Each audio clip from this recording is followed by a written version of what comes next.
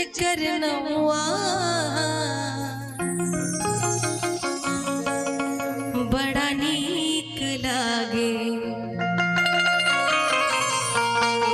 हाँ हाँ बड़ा नीक लागे राघव जी के गौआ बड़ा नीक लागे राघव जी के गौआ बड़ा नीक लागे।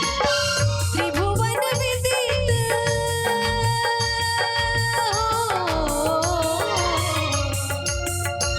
त्रिभुवन विदित अवध चक्कर नौआ त्रिभुवन विदित अवध चक्कर नौआ बड़ा नीक लागे राघव जी के गौआ बड़ा नीक लागे राघव जी के गौआ बड़ा नीक लागे।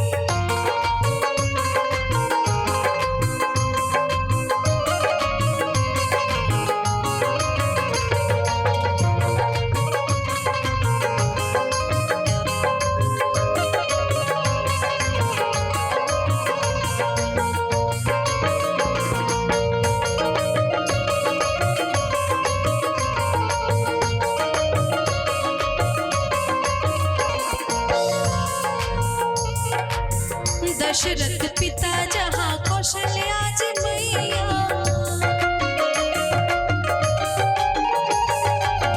भरत लखन रिपुहन भल भैया।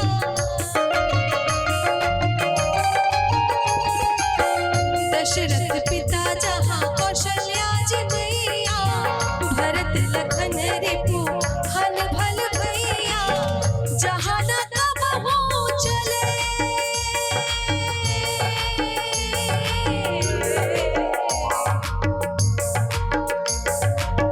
जहाँ न कबहू चले कलिया पदवा जहाँ न कबहू चले कलिया पदवा बड़ा नीक लागे राघव जी के गौआ बड़ा नीक लागे राघव जी के गौआ बड़ा नीक लागे।